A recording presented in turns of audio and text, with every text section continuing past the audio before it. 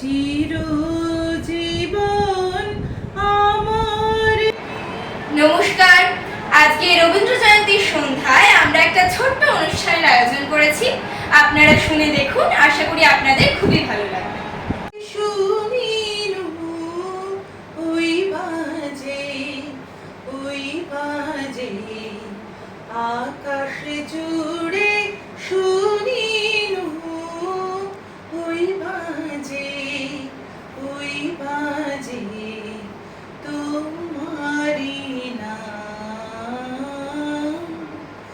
সকলে তারার মাঝে ওই বাজে আকাশ জুড়ে, শুনিনু ওই।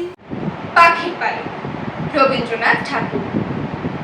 খেলাধুলো সব রহিল করিয়া, ছুটে চলে আসে মেয়ে, বলে তাড়াতাড়ি, ওমা দেখ দেখ কি এনেছি দেখ যে।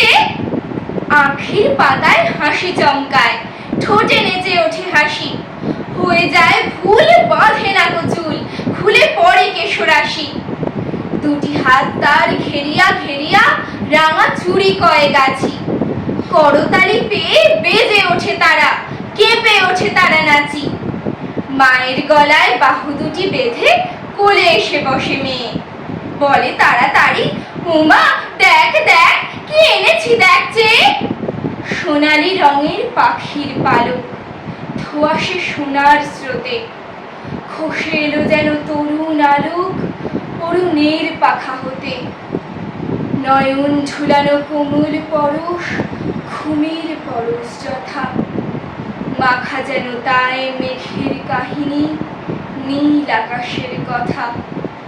ছোটখাটো নীল শাবকের ভিড়, কত মত কলরব, প্রভাতের সুখ, উড়িবার আশা, মনে পড়ে যেন সব। লয়ে সে পালক কপলে বুলায়, আঁখিতে বুলায় মেয়ে, বলে হেসে হেসে, ওমা দেখ দেখ কি এনেছি দেখ যে। মা দেখিল যে, কহিল হাসিয়ে, কি বা জিনিসের ছিরি। ভূমিতে ফেলিয়া গেল সে চলিয়া, আর না চাহিল ফিরি। মেয়েটির মুখে কথা না ফুটিল, মাটিতে রহিল বসি। শূন্য হতে যেন পাখির পালক, ভূতলে পড়িল খসি। খেলাধুলো তার হলো না গোয়ার, হাসি মিলাইল মুখে। ধীরে ধীরে শেষে দুটি ফোঁটা জল দেখা দিল দুটি চোখে। পালকটি লয়ে রাখিল লুকায়ে গোপনের ধন তার, আপনি খেলিত আপনি তুলিত, দেখা তো না কারে আর। আমি বলেছিলাম যে মানে আমার মেয়েকে বলেছিলাম ওই করে রবীন্দ্র জয়ন্তী, মানে 25শে বৈশাখটা পুটুলি 25শে বৈশাখ।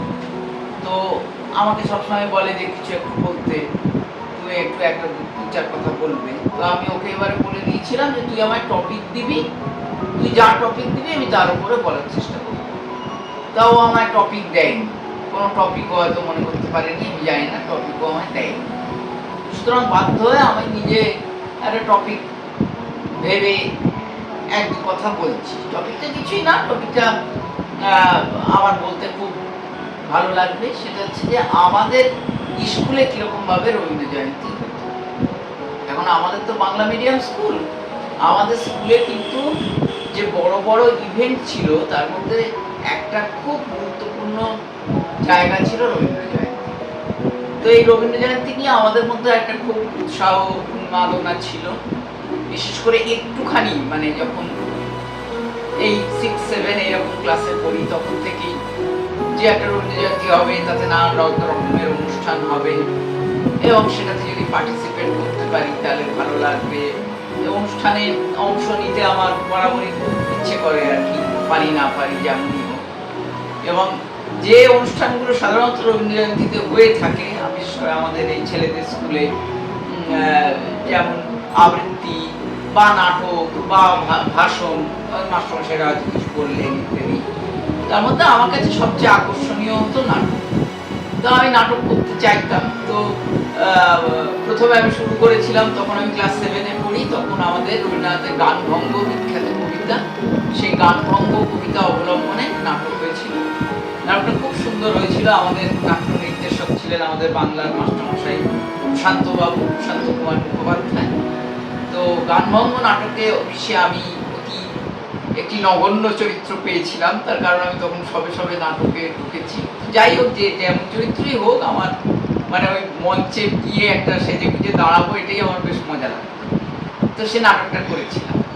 তারপরে ক্লাস 9-এ গিয়ে আবার যে রবীন্দ্র জয়ন্তী হলো, সেই রবীন্দ্র জয়ন্তীতে আমি আর আমার থেকে এক ক্লাস জুনিয়র ছিল আমার বন্ধুর মতোই, ভাইয়ের মতো বন্ধুর মতো পরীক্ষিত, আমরা দুজনে মিলে রবীন্দ্রনাথের ওই হাস্যকৌতুক বইয়ের একটি নাটক রোগীর বন্ধু, ওটাতে দুটোই ক্যারেক্টার আছে।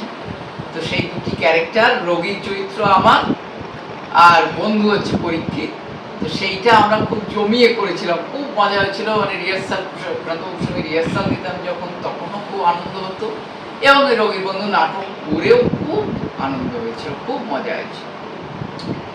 এছাড়া যেটা হতো আমাদের রবীন্দ্র জয়ন্তীর সময়, আমাদের নানান ধরনের প্রতিযোগিতা হতো।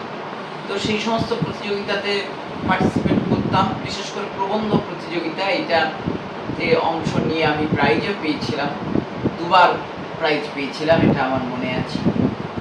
আর একটা যেটা একটা একটু আক্ষেপের কথা দিয়ে শেষ করি, সেটা হচ্ছে যে আমরা তখন খুব সিনিয়র। সেই সময়ে রবীন্দ্র জয়ন্তীতে তখন মানে এটা মানে একটা অভ্যেসই হয়ে গেছে যে রবীন্দ্র জয়ন্তী হবে এবং তাতে নাটক করব, বেশ হইচই হবে। কিন্তু যে কোনো কারণেই হোক, সেবার এই নাটকের কুশীলবদের সেটটাকে চেঞ্জ করে দেওয়া হলো, এবং চেঞ্জ করে দেওয়ার ফলেতে আমাদেরকে আর ডাকা হলো না। তো স্যারকে দু একবার জিজ্ঞেসও করেছিলাম যে স্যার এবারে নাটক হবে না, এবারে রবীন্দ্র জয়ন্তী হবে না। স্যার উত্তর দিতেন না, ঠিকঠাক একটু এড়িয়ে যেতেন। পরে বুঝতে পেরেছিলাম যে আসলে ডাকা হবে না, সেই জন্যই হয়তো স্যার এরকম করেছেন। তো তারপরে সেটা সেই রবীন্দ্র জয়ন্তী, সেটা একটা সকালবেলা হয়েছিল, এটা মনে আছে। দেখতে গিয়েছিলাম, দেখেছিলাম, অনুষ্ঠানও নিশ্চয়ই খুব ভালো হয়েছিল।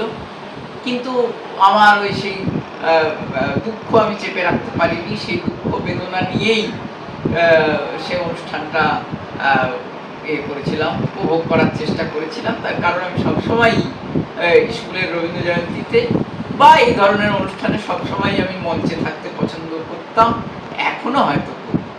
এইটুকুই বললাম। আমাদের স্কুলে শেষ কথা হচ্ছে এই যে আমাদের স্কুলে আমাদের সেই সময়ে খুব সুন্দর করে, খুব আন্তরিকভাবে রবীন্দ্র জয়ন্তী করা হতো। এখনো যদি সেটা সমস্ত স্কুলে করা হয়, নিশ্চয়ই অনেক স্কুলে হয়, তাহলে সেইটা কিন্তু সবচেয়ে আশার কথা এবং